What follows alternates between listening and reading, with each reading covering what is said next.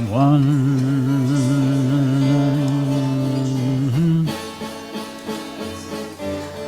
My mother was a seamstress. She sewed my new blue jeans.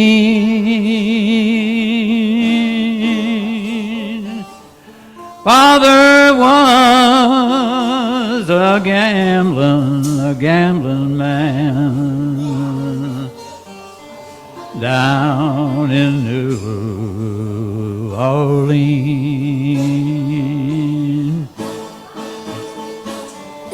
The only thing to gambling is a suitcase and a trunk.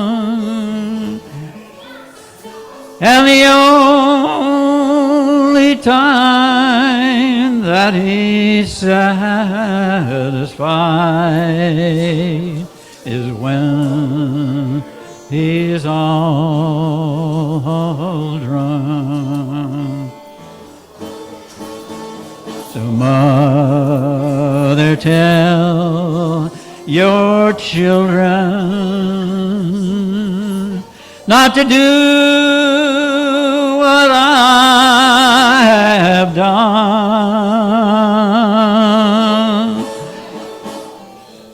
Spend your life in sin and misery in the house of the rising sun. There is a house in New Orleans they call the rising sun.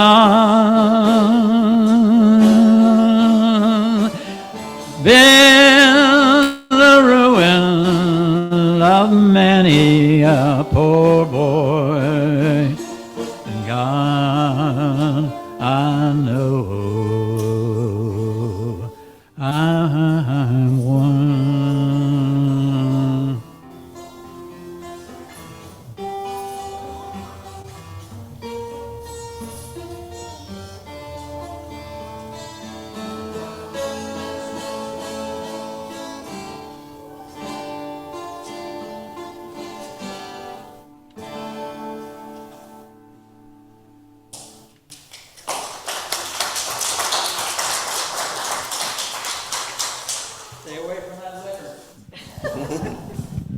That was House of the Rising Sun by the Animals and Ron White on guitar.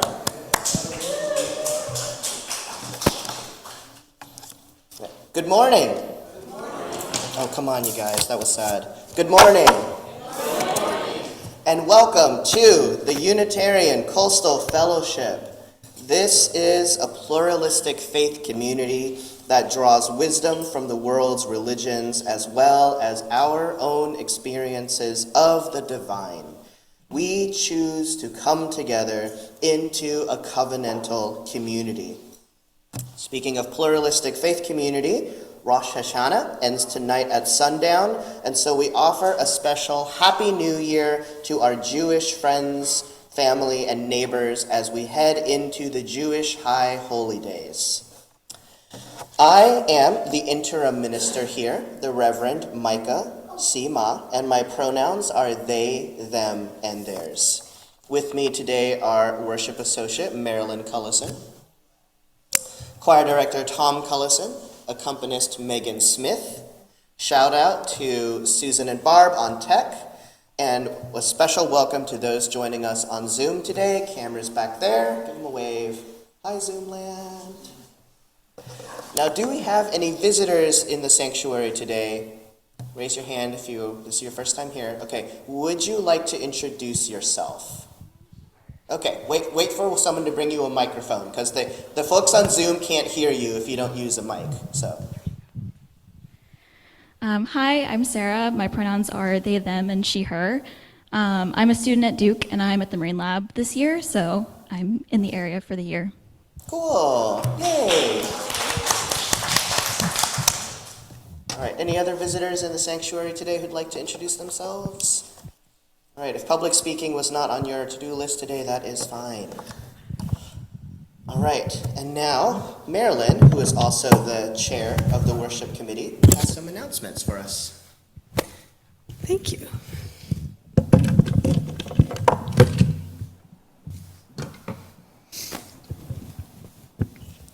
Good morning. Can you hear me? Okay. We have known from the start of Reverend Ma's time with us that they are our interim minister.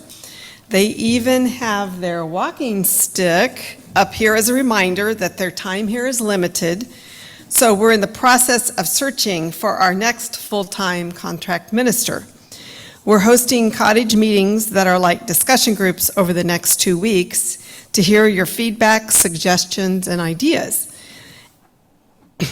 Excuse me. Yes, you, even if you haven't signed the membership book yet, as long as you care about the future of this church, if you can't stay for the meeting after the service today, the meeting schedule is in the Wave, Coastline, and on the bulletin board in the social hall. And would the search committee members please raise their hands? Okay, good. The search committee wants your input.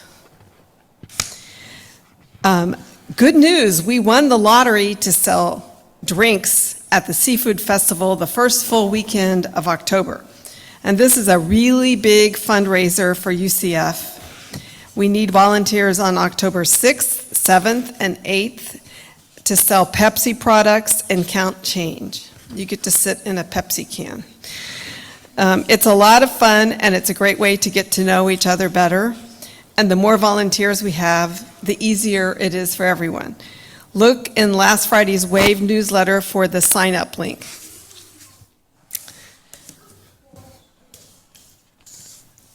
Did you know all the different ways you can find out what's going on at church?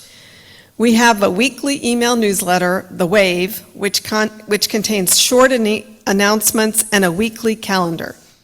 We have a monthly long-form newsletter, Our Coastline, which has letters from the minister and the board president, new member biographies, and a month calendar. And we also have bulletin boards in the social hall, by the bathrooms, and in the Sally B. White Center. And they have all sorts of interesting things on them. There's lots of things going on here at UCF, and there are a lot of different ways to keep up. And now we invite everyone in the sanctuary to please silence their cell phones, and all those on Zoom, please turn off your camera so it conserves bandwidth. And now we invite everyone in the sanctuary to please greet one another, say hello to someone you know or someone you don't know.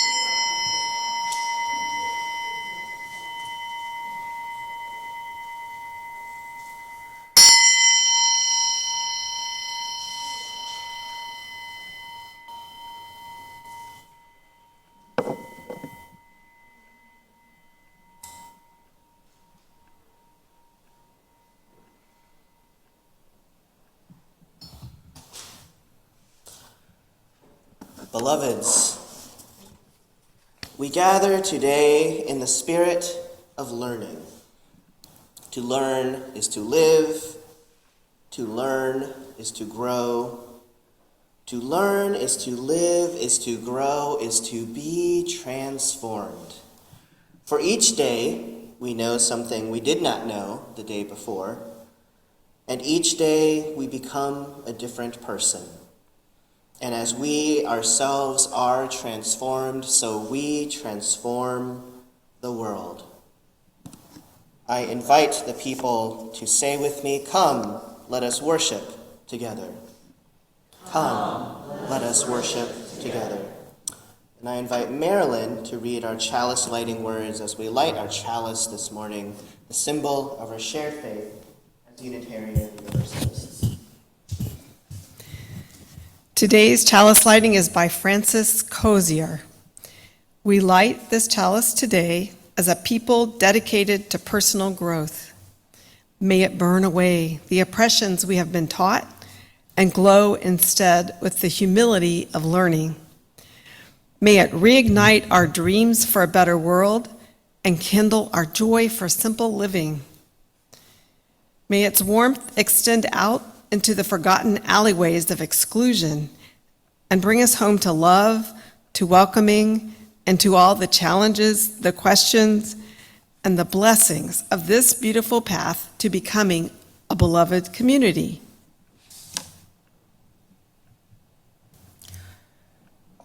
And we light also a peace candle to remind ourselves that peace is a process that requires work. That peace is not merely an absence of conflict, but the presence of justice. And now we invite all to rise as you are willing and able for our opening hymn, number 16 in the gray hymnal, Simple Gifts.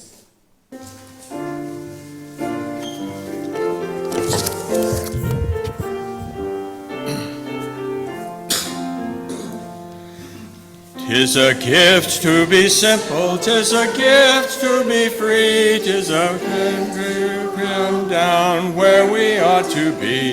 And when we find ourselves in the place just right, 'twill be in the valley of love and delight. When true simplicity is gained, to bow and to bend we shan't be ashamed. Our turn will be our delight, till by turning we come down right.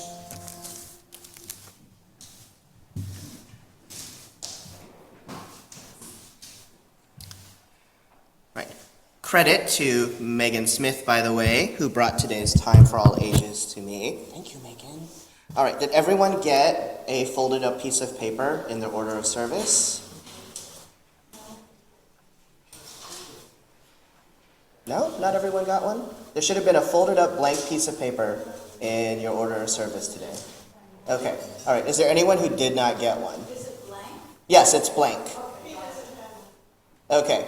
Can someone get a piece of paper for Ron, please? Thank you. Okay. All right. So, now that everyone has their blank piece of paper, which is in 4 parts, each part is called a quadrant. So in each quadrant, I invite everyone to write the name of someone that you admire. So you should have 4 names in total. And these could be like people in your life, relatives. It could be celebrities or athletes that you admire. It could even be fictional characters that you admire. If you admire, Atticus Finch or Harry Potter. And I'm going to do one too, because I never like to ask people to do something that I wouldn't do. So I'm also going to take a minute to fill out my quadrants with 4 people that I admire. Yeah, so there should be 1 in each quadrant. So you'll end up with 4 names in total.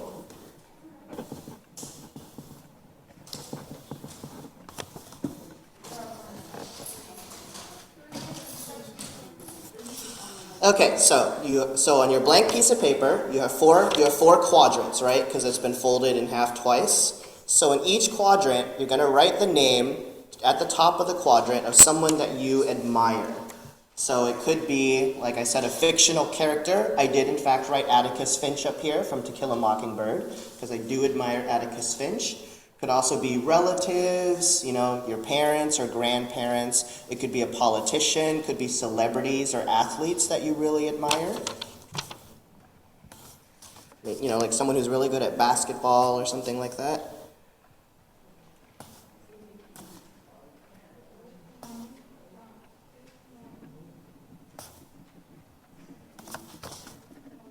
Could be historical figures, could be anyone living or dead.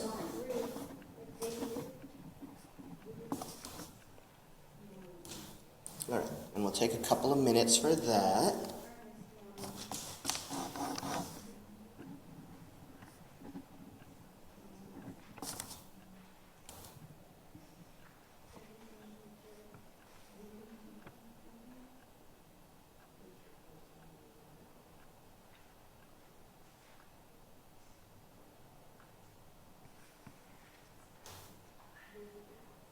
Okay, and once everyone has done that, once you've written down your 4 names, now write down the qualities in that person that you admire.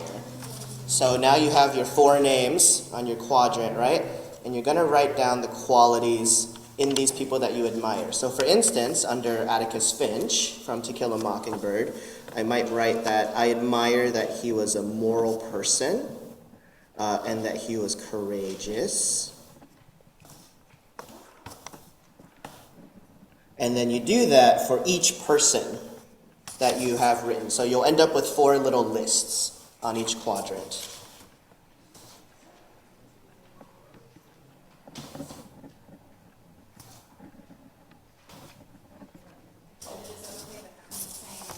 Yes, and you can absolutely repeat words. In fact, spoiler alert, that's kind of the point.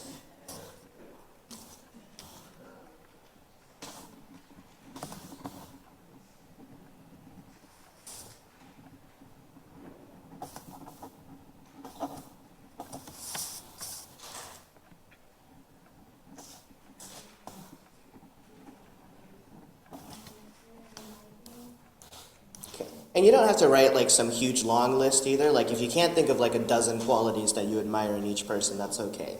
If you just write 3 or 4 for each one, that's fine, or even just a couple. And we'll take a minute or 2 for that.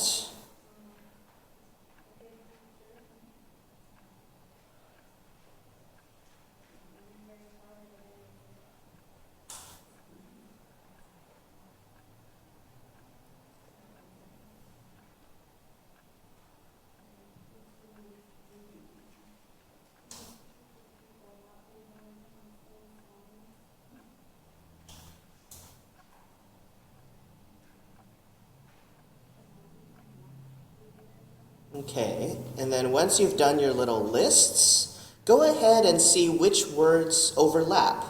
Which words show up more than one time. So, for instance, courageous showed up multiple times on my quadrants. So go ahead and circle them. Any words that you see that show up more than once, go ahead and circle them. So courageous showed up 3 times in my little sheet here, so you'll see that I have 3 circles. And moral also showed up multiple times.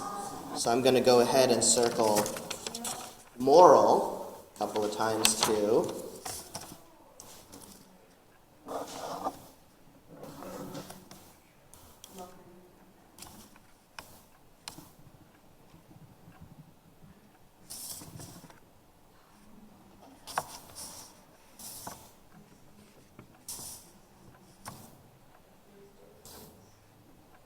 All right, has everyone made some little circles in their quadrants?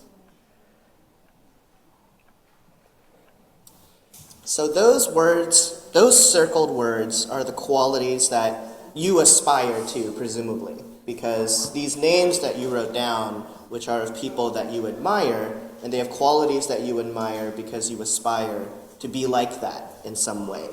And The words that you've circled are probably also qualities that already exist in you, because you admire these people, you aspire to share these qualities with them, and so they are likely to be qualities that you are already working on in yourself.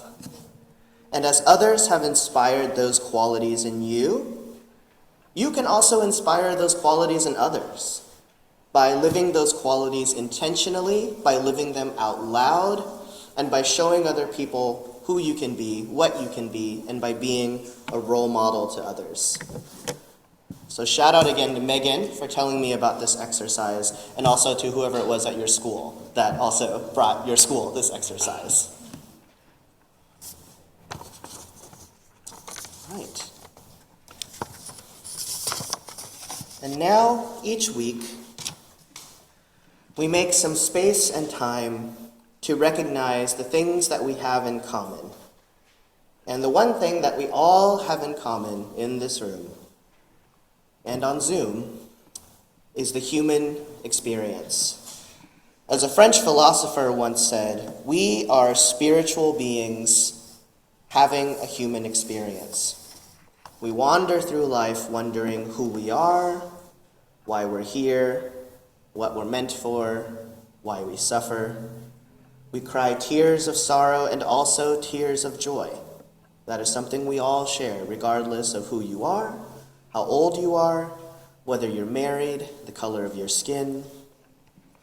In a moment, when the music begins, I invite everyone to line up against the far wall over here and come around to the front where we have a basket of shells and stones and sea glass and coral, and take as many or as few represent whatever is on your heart and leave them in our beautiful glass chalice of water. If you have any personal joys and concerns that you would like me to read aloud and share with the congregation, there's also some slips of paper there that you can fill out and leave in the basket. And then after I share the community or the joys and concerns of the world, I will also share personal joys and concerns.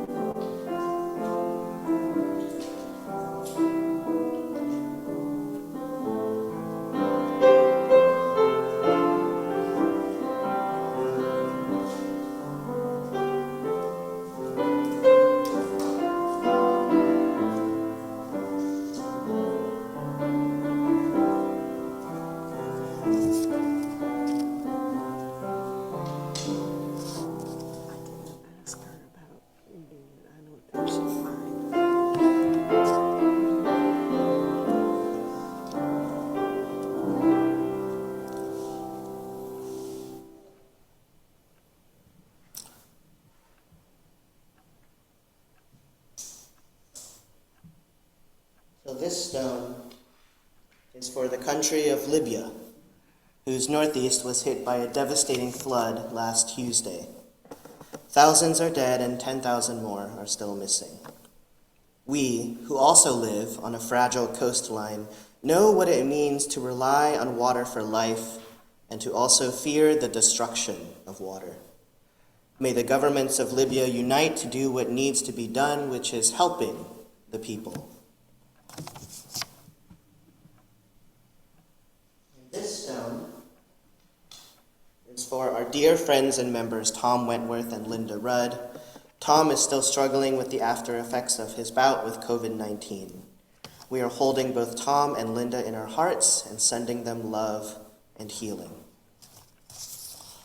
And also, Pat White is grateful for the card that the congregation sent her while she is in rehab, which reminds me that we do also have a card for Tom and Linda. It's in the social hall.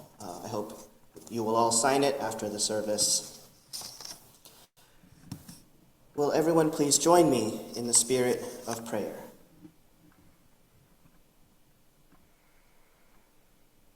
To that spirit of life, that which goes by many names, which some experience as masculine, some experience as feminine, some experience as neither, the spirit of life which pervades the universe and all of us and flows between and among us, connecting us one to another. May we always be conscious of your presence, your divine presence within, among us, reminds us that we are connected to one another, that we are part of an interdependent web of life, of all existence, and that all that we do affects one another. That what we do here brings floods in Libya, that what we do here brings help and comfort in Libya. That what we do here, that what we feel here also affects our friends who are far from us right now, friends like Tom and Linda and Pat. That we are part of one body, and that body is divine. May we always remember that. May we always remember to treat ourselves and one another as divine parts of our own bodies, because that is what we are. And may we remember also that it is not just us humans who live on this planet Earth, but all of the beings that inhabit this earth with us. The deer and the fish and the dolphins and the raccoons and the grasshoppers and the loblolly pines and the birds. All of it is part of an interdependent web of existence. All of it is divine.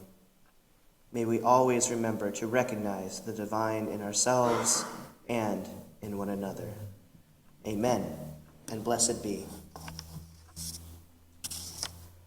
And now we'll sing our little ones out to the next building for their activities. It's a blessing you were born, matters what you do, what you know about God is a piece of the truth. Let the beauty you love be what you do, and you don't have to do it alone. It's a blessing I was born, and it matters what I do, what I know about God is a piece of the truth. Let the beauty I love be what I do, and I don't have to do it alone. It's a blessing we were born, and it matters what we do, what we know about God is a piece of the truth. Let the beauty we love be what we do, and we don't have to do it alone. And now I invite everyone into a moment of silent contemplation, or almost silence, as the case may be, because nothing in this world is perfect, including our silences. But it is hard sometimes to remember to take a moment for ourselves in a busy life. And so this moment is a moment that you can do with what you would like. You can sit in silent contemplation. You can reflect on what we've learned so far.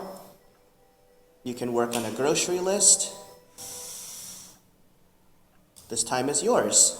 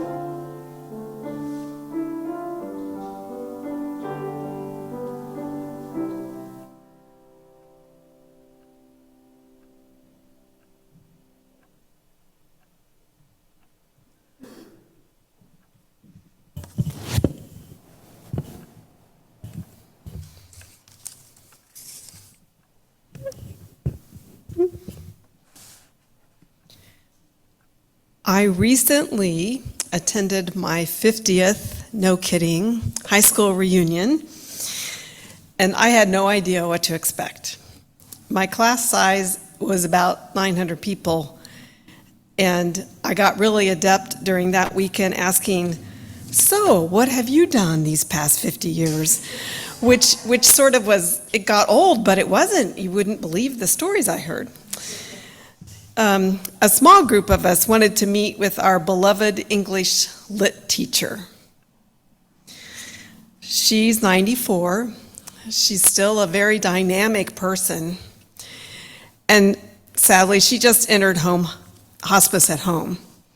But upon hearing that we wanted to spend time with her, she invited us to her home for lunch and conversation. In her classes, we explored Shakespeare and other literary genres. So here's this small group, about 8 of us, gathering nervously on her front porch before the appointed time. And we all joked it was like seeing the Pope, even though none of us were Catholic. We started sharing memories, and boy, the mood was pretty sad by the time we got in there. So when we got there with her, we hugged and we greeted her, and then we sat in a circle around her. And she quieted the awkwardness of the moment, and she was still very much in charge and forever our teacher. And she took the reins and asked each of us to share how we met her and what we learned from her. So you can imagine this 94-year-old telling us what we should do. We were all like taken aback. We hadn't expected that. The responses ranged. When we traveled to a Shakespeare festival in, I think it was Ontario, after the performances, we all gathered in a room and we played that card game euchre that good little Hoosiers play. And unbeknownst to me, apparently in the other room, there was some underage drinking. I was unaware of it until this event. But clearly my friend who was there felt the need to apologize in front of all of us and to her teacher once again for letting her teacher down. The other stories and ways people met Miss Leister were more innocuous. But we all conveyed to her that Indeed, her classes were life-changing. We agreed that in discussing, reading, and writing, we really got to know one another, but more so, we gained insight into opinions other than our own. So by far, our consensus was that Miss Leister taught us to critically think. And without these mind-opening lessons, we would approach those past 50 years much differently. So, how does this relate to our message this morning? What all of high school literature and my favorite teacher taught me was more than just rote learning. Just as being a UU has broadened my horizons, I realized that what I learned from her was there's more than one way to approach it, to listen and to value the opinions of others. So by far, this reunion exceeded my expectations.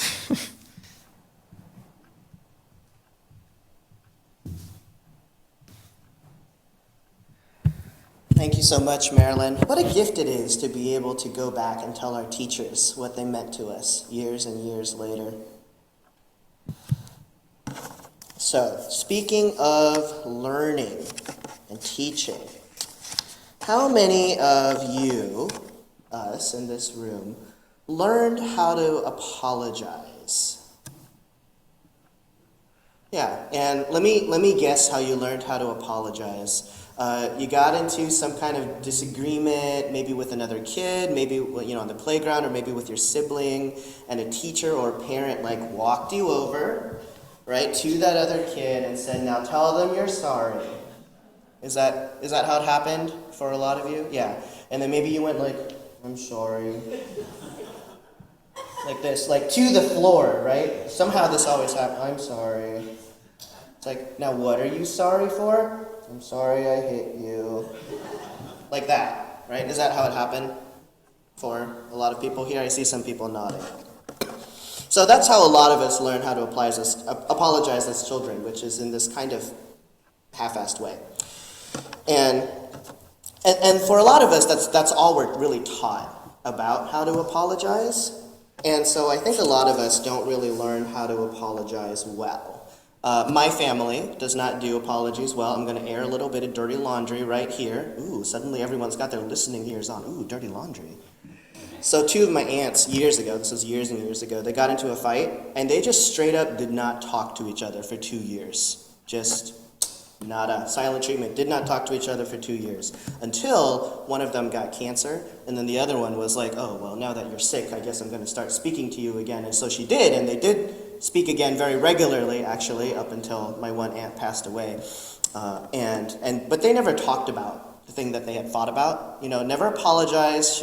They just started talking to each other like nothing had ever happened. And that's the way my family handles apologies, more or less, which is in what I think is a less than ideal way. But I guess it works for us. So I didn't really learn how to apologize until I started going to church. Because at church, I could see other people apologizing to each other, which again was not something that I ever really saw in my family. I don't think I ever saw two adults in my family say "I'm sorry" to each other. But I saw it at church. I remember being in a listening circle where people were talking about this big church drama that had happened years and years ago. It was before I had ever started going to that church, actually. And people were sharing stories about how that drama had affected them. And people were saying things like, "Oh my gosh, I am so sorry. I had no idea it affected you like that. Is there anything that I can do now, to make things right for what happened back then?" And I would hear other people at church apologizing too for big and little things.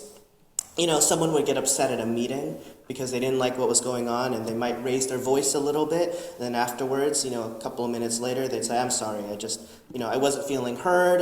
I was feeling frustrated. I know what happened just now made everyone really uncomfortable. That isn't what I intended to happen, and it won't happen again." Or sometimes, once in a while, I would even see people at church holding one another accountable. They would say to each other things like, what you said just now was not appropriate or acceptable, and I need you to apologize. Imagine that. People being held accountable for the harms they have caused. How often do we see that happening? Other things I learned at church include taking a compliment.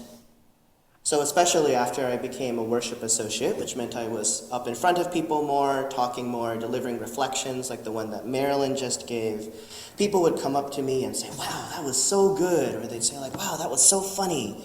And I'm Chinese, so I was raised to respond to compliments with like, oh no, that was nothing. Oh, no, that was nothing. Please stop. No, don't stop. Please tell me more about how much you, oh no, but that was nothing. That was nothing. So that was what I would always do. And then one little old lady about yay tall, looked me in the eye and said, you could just say thank you.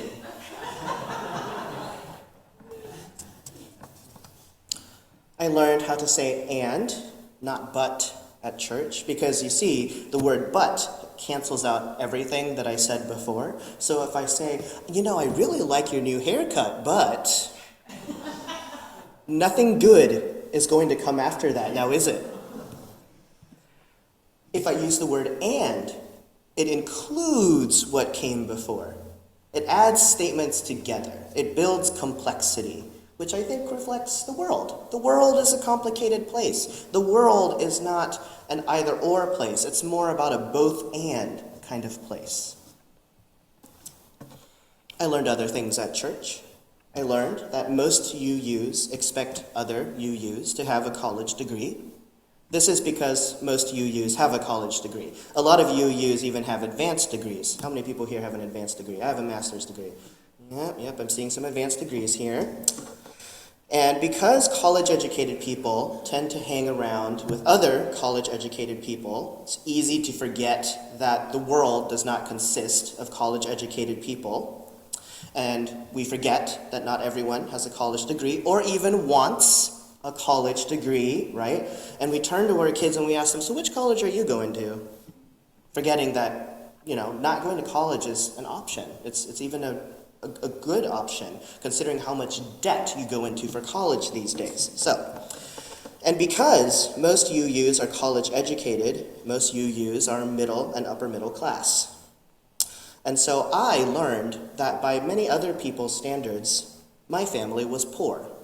I did not know that before until I started going to church, because when I started going to a UU church was the first time I spent a significant amount of time around middle-class people. These are people who inherited wealth from their parents, often, and are going to pass wealth on to their children. I did not know, like I said, that by many people's standards my family was poor, because I did not know that other people go on vacations, that they go skiing, which is very expensive, going skiing. You need a lot of equipment. I did not know that people own multiple homes, and that it's not a problem for them to drop a few $1,000s on attending a conference. The only vacations my family ever went on were trips back to Asia to visit family. I don't know if you count that as a vacation or not. So the point that I'm making is that we are all learning all the time, and that we are all teaching all the time. Often not explicitly. No one at church came up to me and said, gosh, it sounds like you grew up poor. But we learn from watching others and from listening to others, and we teach people through our own actions. So, growing up, did your family eat together at meal times? How many people had families who ate together at meal times? Okay. How many people had families where you ate at different times from each other? Anybody?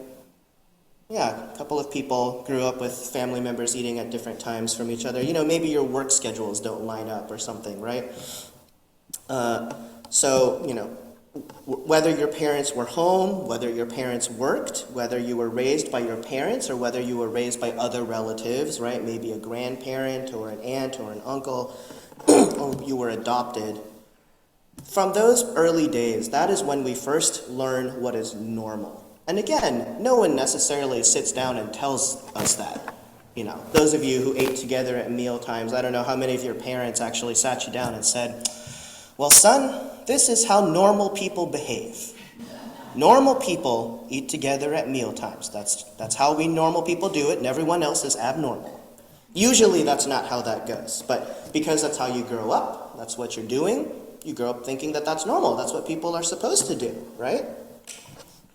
And then we grow up. We start going to school, and then our classmates teach us a whole lot. They teach us about what is cool. They teach us the new slang. They teach us, what clothes are acceptable to wear and what clothes are not acceptable to wear. Then you grow up even more. You go to work. You learn even more from your coworkers and your mentors. You learn, what's okay to wear to work, what's considered professional behavior. And that changes depending on whether or not you go to work in a factory, or if you go to work in a school, or if you go to work in an office, right? All of those places have different standards for what is considered professional behavior. There are things that are considered okay in a factory that are not considered okay in an office, and vice versa. So we are all learning all the time from life, from society, from the world around us.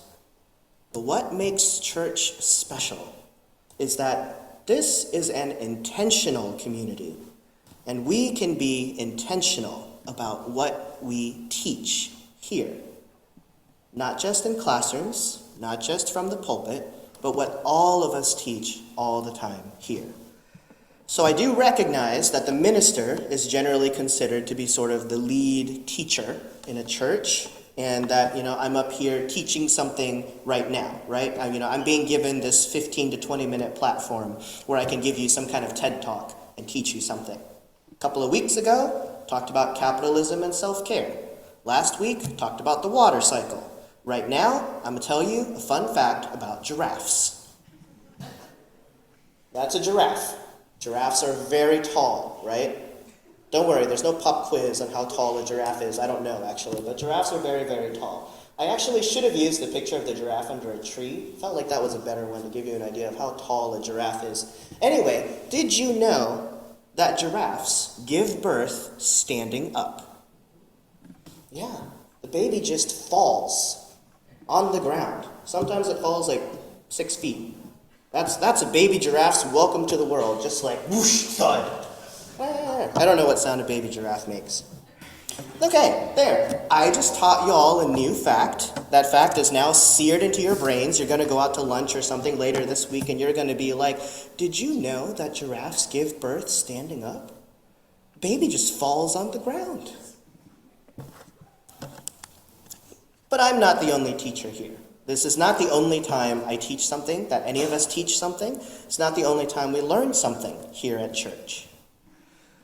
So we teach something to a new family when they come to the church, and we see that they have some kids with them, and we hand them one of the busy bags out in the foyer. Do you guys still have a busy bag over there?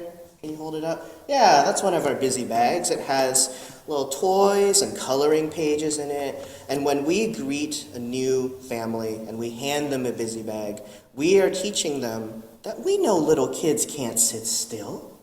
They get bored and fidgety, and they make noise, and sometimes they like to chuck their little rock in the chalice. And that's okay here.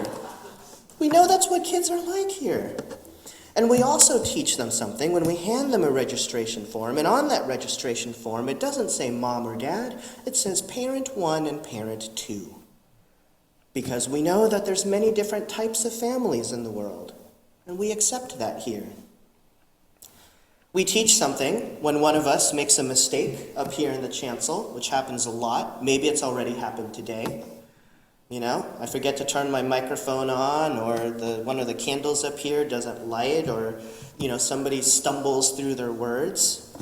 We laugh it off, and when we do that, we're teaching people that it's okay to make mistakes here. The part of life, we all get it. No one is damned to hell because they made a mistake. We don't even believe in hell.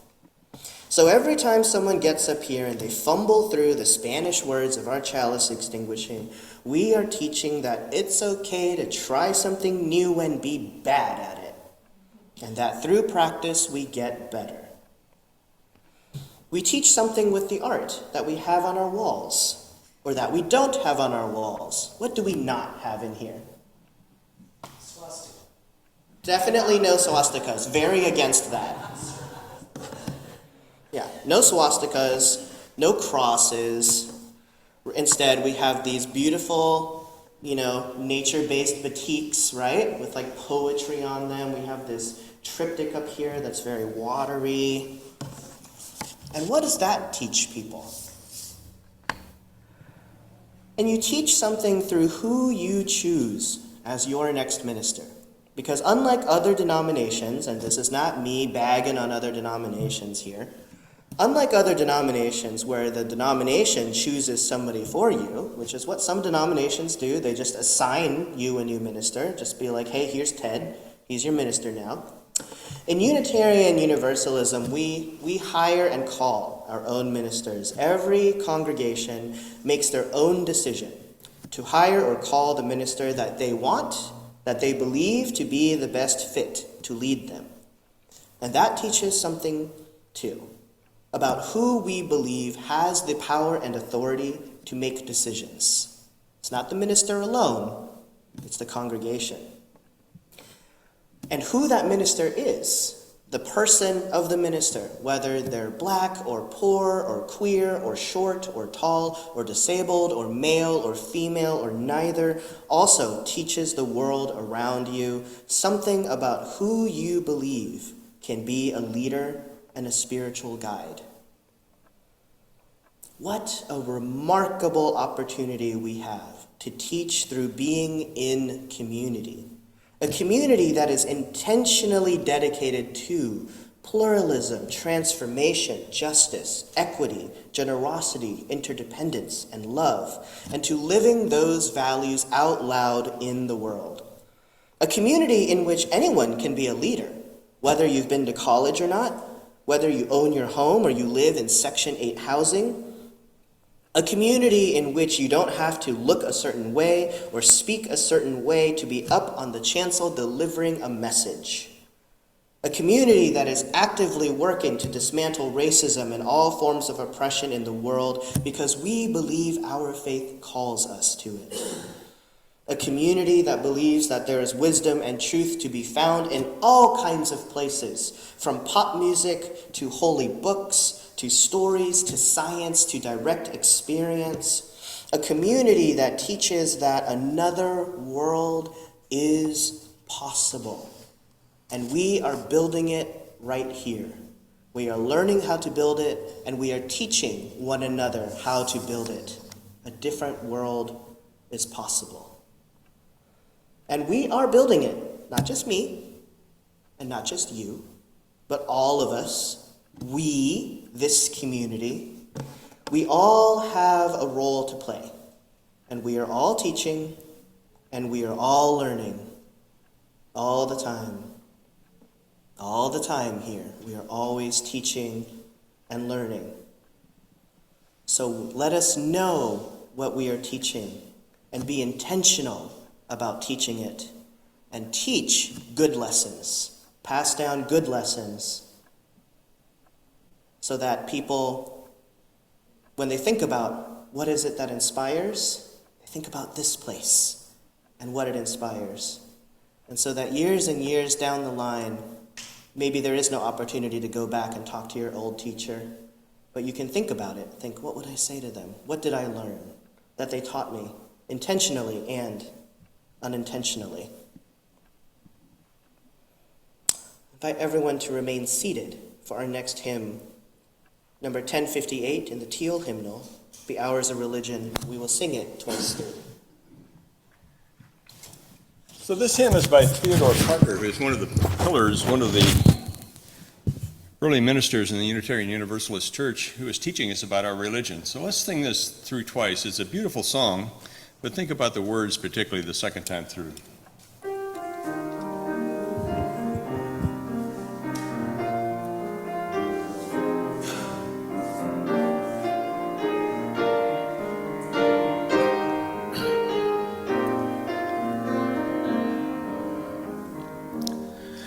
Be ours a religion which like sunshine goes everywhere, its temple all space, its shrine the good heart, its creed all truth, his ritual works of love. Be ours a religion which like sunshine goes everywhere, its temple all space, its shrine the good heart, its creed all truth, its ritual works of love.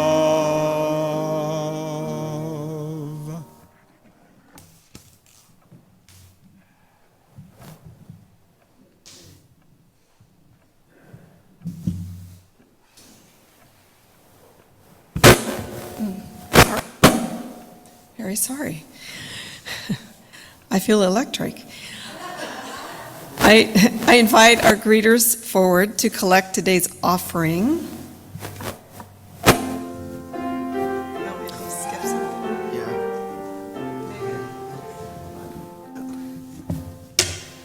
I made a mistake. But it's okay. Yeah.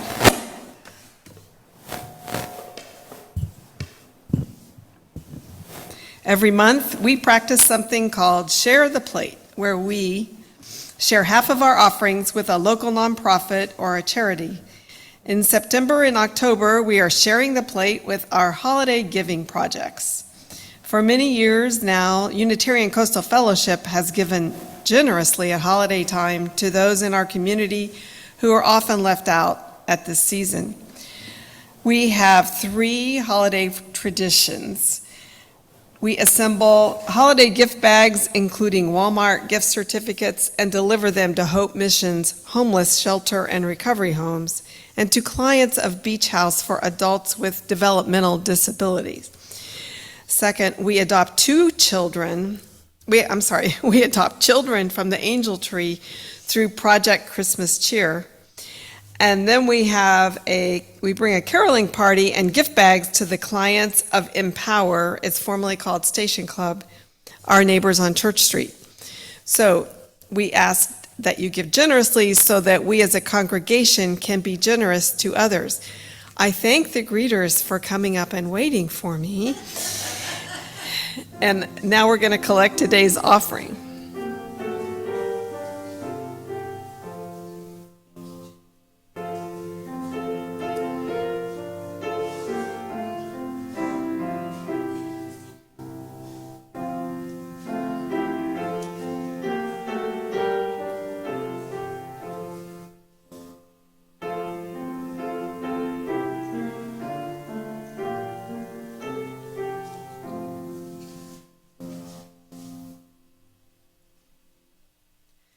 Please join in blessing this offering with hymn number 402, From You I Receive, and we'll sing it twice. From you I receive, to you I give, together we share, and from this we live. From you I receive, to you I give, together we share, and from this we live.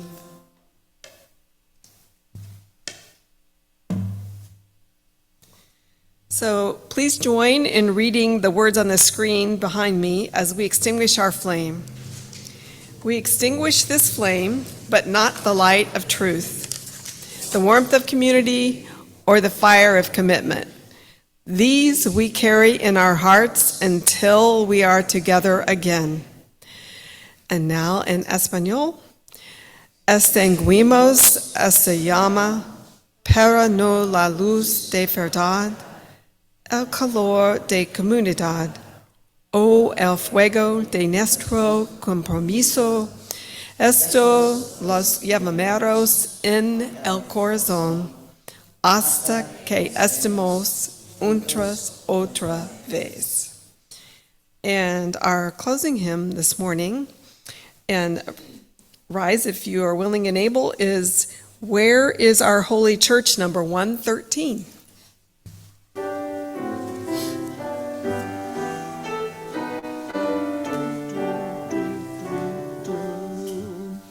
Where is our holy church, where race and class unite, as equal persons in the search for beauty, truth, and light.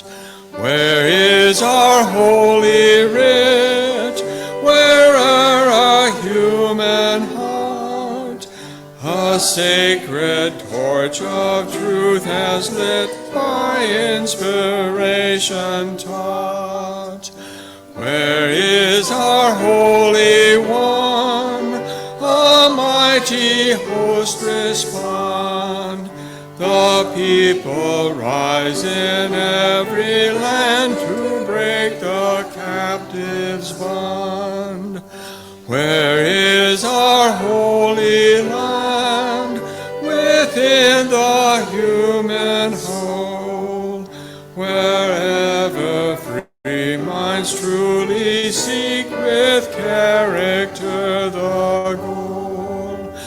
Where is our paradise in aspiration's sight, wherein we hope to see arise 10,000 years of light?